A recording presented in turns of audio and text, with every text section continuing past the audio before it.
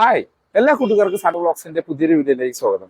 ഇത് 2025 model Nexon ഇവിയുടെ base variant ആണ്, ക്രിയേറ്റീവ് 45.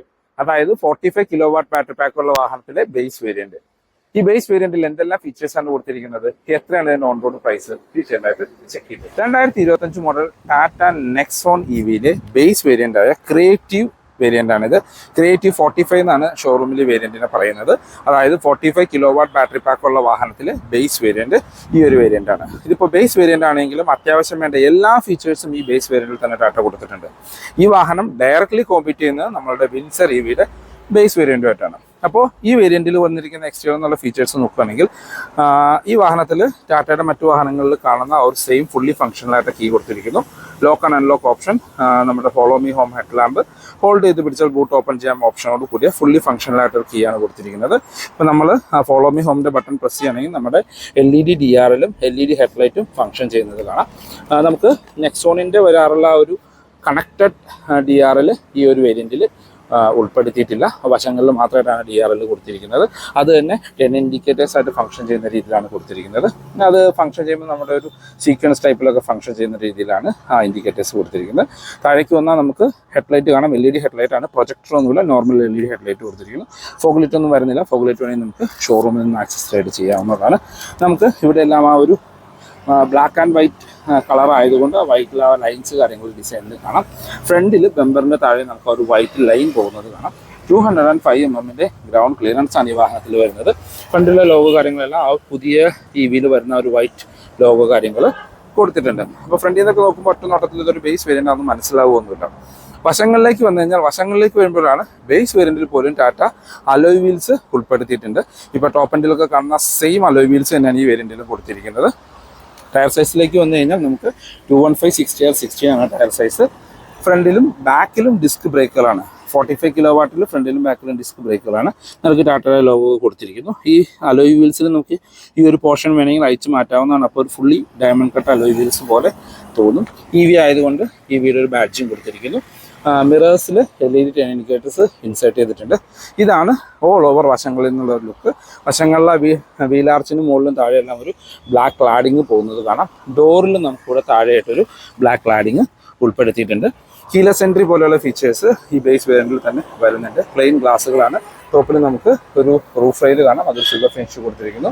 ബാക്കിൽ ഷാർഫിൻ ആൻഡിന് അതൊരു ബ്ലാക്ക് ഫിനിഷിലാണ് വരുന്നത്. ബേസ് വേരിയന്റിൽ നമുക്ക് സൺ റൂഫ് കാര്യങ്ങളൊന്നും തന്നെ വരുന്നില്ല. ബാക്കിലേക്ക് വന്നു കഴിഞ്ഞാൽ എല്ലാ നെക്സോണിൻ്റെയും ബാക്കിൽ നിന്നുള്ള ലുക്ക് ഓൾമോസ്റ്റ് സിമിലർ ആണ്. അത് പെട്രോൾ ആണെങ്കിലും EV ആണെങ്കിലും എക്സാക്ട്ലി സിമിലർ ആയിട്ട് കൊടുത്തിരിക്കുന്നു. ഇതിപ്പോൾ EV ആണെന്ന് നമുക്ക് മനസ്സിലാവുന്നത് ലോഗോ വൈറ്റ് ഫിനിഷിൽ വന്നു, EV എന്ന് പറഞ്ഞ ബാഡ്ജിങ് ഉള്ളതുകൊണ്ട് മാത്രമാണ്. ഇതിപ്പോൾ ഒരു ബേസ് വേരിയന്റ് ആണ്. ബാക്കിൽ നമുക്ക് ബാക്കിലെ വൈപ്പർ കാര്യങ്ങൾ വരുന്നില്ല. ഇപ്പോൾ ടോപ്പ് വേരിയന്റ് ആണെങ്കിലും വൈപ്പർ ഈ ഒരു സ്പോയിലറിൻ്റെ അകത്ത് വരുന്നത് കൊണ്ട് അത് ഉണ്ടോ ഇല്ലയോ നമുക്ക് ഒറ്റ നോട്ടത്തിൽ അറിയാനൊന്നും പറ്റത്തില്ല. ബാക്കിലെ ഗ്ലാസ് പ്ലെയിൻ ഗ്ലാസ്സുകളാണ്. ബാക്കിൽ നമുക്ക് ആ ഒരു ഡിസൈൻ തന്നെ ഒരു സ്പോയിലർ പോലെ രീതിയിലാണ് കൊടുത്തിരിക്കുന്നത്. അതിൻ്റെ എൻഡിലൊരു ബ്ലാക്ക് ഫിനിഷ് കാര്യങ്ങൾ കൊടുത്തിരിക്കുന്നു. ബാക്കിലെ tail light connected tail light അല്ല, ഇത് ജസ്റ്റ് ഒരു റിഫ്ലക്ടർ മാത്രമാണ്.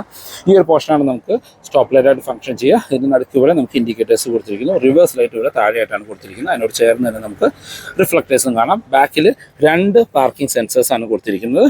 പിന്നെ നെക്സോൺ EV എന്ന് പറഞ്ഞ വലിയൊരു ബാഡ്ജും കൊടുത്തിരിക്കുന്നു.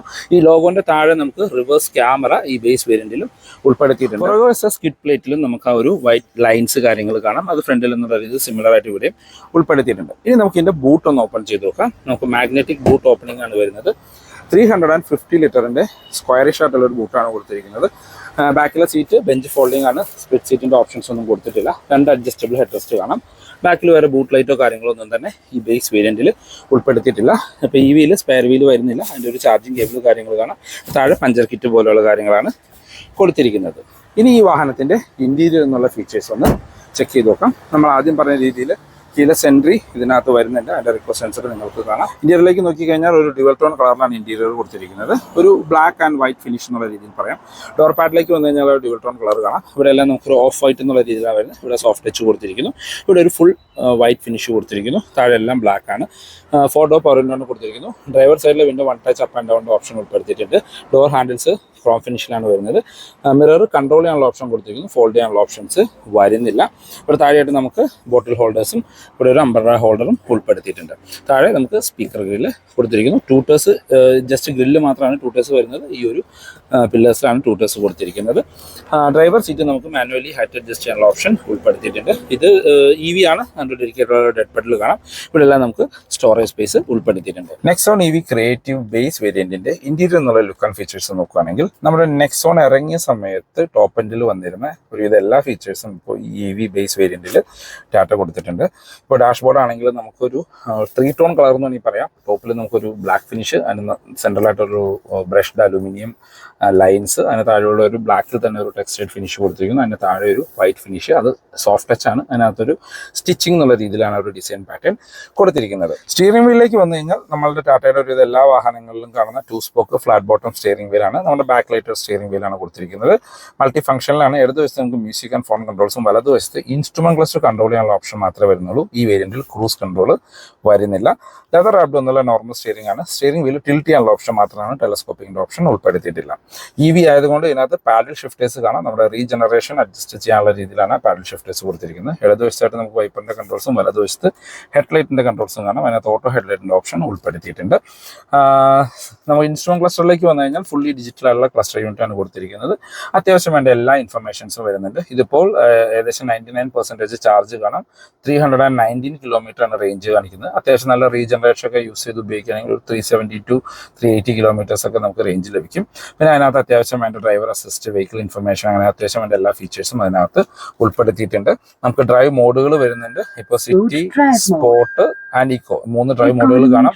ഇക്കോ ഡ്രൈവ് മോഡിൽ 339 ആണ് റേഞ്ച് കാണിക്കുന്നത്. നമ്മൾ സിറ്റിയിൽ ഇട്ട് കഴിഞ്ഞാൽ 320 ആൻഡ് സ്പോർട്ടിലേക്ക് വന്നു കഴിഞ്ഞാൽ 304. അതാണ് ഈ വാഹനത്തിന് ഡ്രൈവ് റേഞ്ച് കൊടുത്തിരിക്കുന്നത്. ചേച്ചി ഒച്ചപ്പാട് എടുക്കുന്നുണ്ട് ഡ്രൈവ് മോഡുകൾ പറഞ്ഞ്. പക്ഷേ ഈ വാഹനം നമ്മൾ ഓൺ ചെയ്യുന്ന സമയത്ത് ഡിഫോൾട്ട് മോഡായിട്ട് സിറ്റി മോഡായിരിക്കും എപ്പോഴും ഉണ്ടാകുക. പിന്നെ അത് റിലേറ്റഡ് ആയിട്ടുള്ള മറ്റ് ഇൻഫർമേഷൻസ് നമുക്ക് ഇൻസ്ട്രുമെന്റ് ക്ലസ്റ്ററിൽ കാണാവുന്നതാണ്. സെൻറ്ററിലേക്ക് വന്നു കഴിഞ്ഞാൽ നമുക്ക് ഒരു ഹാർമന്റെ 7 ഇഞ്ചിന്റെ ഇൻഫർടൈൻമെന്റ് സ്ക്രീനാണ്. ടാറ്റയുടെ ഒരുവിധ എല്ലാ വാഹനങ്ങളിലും കണ്ടുവന്നിരുന്ന സ്ക്രീനാണ്.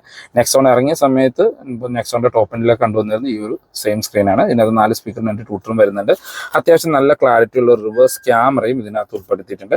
അഡാപ്റ്റീവ് ഗൈഡ് ലൈൻസോടുകൂടിയ റിവേഴ്സ് ക്യാമറയാണ് വരുന്നത്. അത്യാവശ്യം നല്ല മ്യൂസിക് ക്ലാരിറ്റി ഉള്ള ഒരു സ്ക്രീനാണ്. നമുക്ക് FM ആണെങ്കിലും മറ്റ് USB കണക്ട് ചെയ്ത് വീഡിയോ പ്ലേ ചെയ്യുന്ന സമയത്തൊക്കെ ആണെങ്കിലും നല്ല ക്ലാരിറ്റിയിൽ പ്ലേ ചെയ്യാനായിട്ട് പറ്റും. ആൻഡ്രോയിഡ് ഓട്ടോ, ആപ്പിൾ കാർപ്ലേ ഇതിനകത്ത് വയർഡ് ആയിട്ടാണ് കൊടുത്തിരിക്കുന്നത്. വയർലെസിന്റെ ഓപ്ഷൻ ഉൾപ്പെടുത്തിയിട്ടില്ല. അതുപോലെ തന്നെ നമ്മുടെ ACയുടെ കൺട്രോളുകളും ഉൾപ്പെടുത്തിയിരിക്കുന്നത് ഇൻഫർടൈൻമെന്റ് സ്ക്രീനിലേക്കാണ്. ACയുടെ ടെമ്പറേച്ചർ അഡ്ജസ്റ്റ് ചെയ്യുന്ന ഫാനും എല്ലാം ഉൾപ്പെടുത്തിയിരിക്കുന്നത് ഈ ഒരു സ്ക്രീനിലേക്ക് കണക്ട് ചെയ്തിരിക്കുന്നു.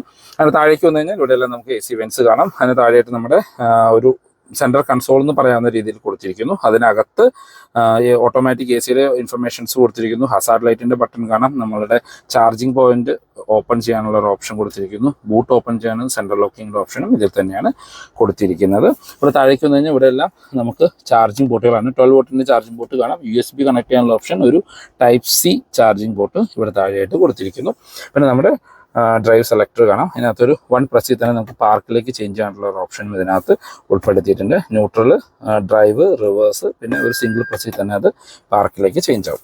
പിന്നെ നമ്മുടെ ഡ്രൈവ് മോഡ് സെലക്ട് ചെയ്യാനുള്ള ഒരു നോബ് കൊടുത്തിരിക്കുന്നു. അത് ഈ വേരിയന്റിൽ ബേസ് വേരിയന്റ് ആണെങ്കിലും നമുക്ക് ഇലക്ട്രോണിക് പാർക്ക് ബ്രേക്ക് ആണ് കൊടുത്തിരിക്കുന്നത്. അതിനകത്ത് ഓട്ടോ ഹോൾഡിന്റെ ഫീച്ചറും ഉൾപ്പെടുത്തിയിട്ടുണ്ട്.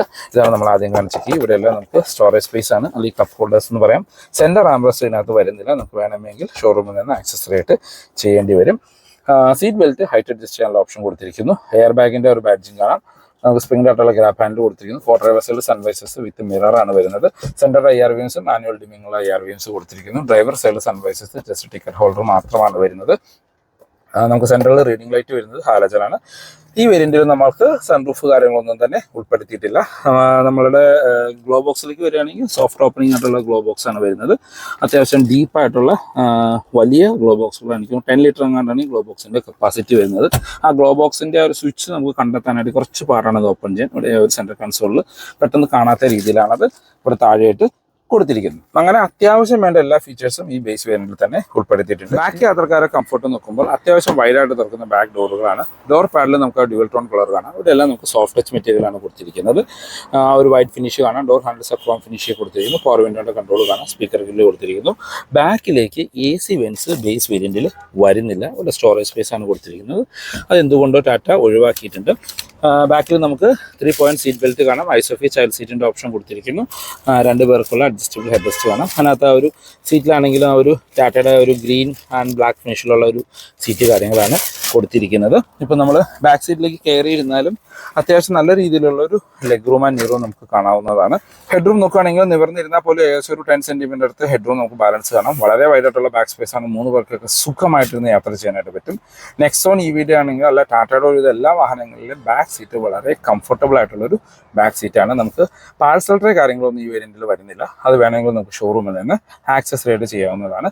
ബാക്കിലേക്ക് വേറെ റീഡിംഗ് ലൈറ്റ് കാര്യങ്ങളൊന്നും തന്നെ ഉൾപ്പെടുത്തിയിട്ടില്ല. സ്പ്രിംഗ് ഡാറ്റയുടെ ഗ്രാബ് ഹാൻഡിലും കൊടുത്തിട്ടുണ്ട്. നെക്സോൺ EV ബേസ് വേരിയന്റിന്റെ സേഫ്റ്റി ഫീച്ചേഴ്സിലേക്ക് വന്നാൽ ടാറ്റയുടെ വാഹനമായതുകൊണ്ട് സേഫ്റ്റി എടുത്ത് പറയേണ്ട കാര്യമൊന്നുമില്ല. ഗ്ലോബൽ എൻക്യാപ്പിൽ 5 സ്റ്റാർ റേറ്റിംഗ് കിട്ടിയ ഒരു വാഹനമാണ്. 6 എയർ ബാഗ് ബേസ് വേരിയന്റ് സ്റ്റാൻഡേർഡായിട്ട് കൊടുത്തിട്ടുണ്ട്. ABS, CBD, ട്രാക്ഷൻ കൺട്രോൾ, 4 വീലിലേക്ക് ഡിസ്ക് ബ്രേക്ക്, ഓട്ടോ ഹോൾഡ്, അങ്ങനെ ഈ ഒരു സെഗ്മെന്റിലെ വാഹനങ്ങളിൽ വേണ്ട എല്ലാ സേഫ്റ്റി ഫീച്ചേഴ്സും ഈ ഒരു ബേസ് വേരിയന്റ് തൊട്ട് ടാറ്റ ഉൾപ്പെടുത്തിയിട്ടുണ്ട്. ഇനി ഇതിന്റെ ബാറ്ററി പാക്കിലേക്ക് വന്നു കഴിഞ്ഞാൽ ഈ വാഹനത്തിന്റെ പേര് തന്നെ ക്രിയേറ്റീവ് 45 എന്നാണ്. അതായത് 45 കിലോവാട്ടിന്റെ ബാറ്ററി പാക്കാണ് ഈ വാഹനത്തിൽ ടാറ്റ കൊടുത്തിരിക്കുന്നത്. റിയൽ ലൈഫിൽ ഒരു 350-നും 380-നും ഇടയ്ക്കാണ് കമ്പനി പറയുന്ന റേഞ്ച്. റിയൽ ലൈഫിലെ റേഞ്ചാണ്. കമ്പനി ക്ലെയിം ചെയ്യുന്ന ARI സർട്ടിഫൈഡ് റേഞ്ച് 489 ആണ്. പക്ഷേ റിയൽ ലൈഫിൽ ഒരു 350-നും 370-നും ഇടയ്ക്കെന്നാണ് ഷോറൂമിലും അന്വേഷിച്ചപ്പോൾ അറിയാൻ കഴിഞ്ഞത്. ഇതിന്റെ മോട്ടോർ പവറിലേക്ക് വന്നു കഴിഞ്ഞാൽ 148 bhp ആണ് ഈ വാഹനത്തിൽ തരുന്നൊരു പവർ. അത് 215 Nm പീക്ക് ടോർക്കും ഉൽപ്പാദിപ്പിക്കുന്ന നല്ല പവർഫുൾ ആണ് ഈ വാഹനം ഓടിക്കാനായിട്ട്. 0 to 100 ഒക്കെ 8.9 seconds ഒക്കെയാണ് കമ്പനി ക്ലെയിം ചെയ്യുന്നത്.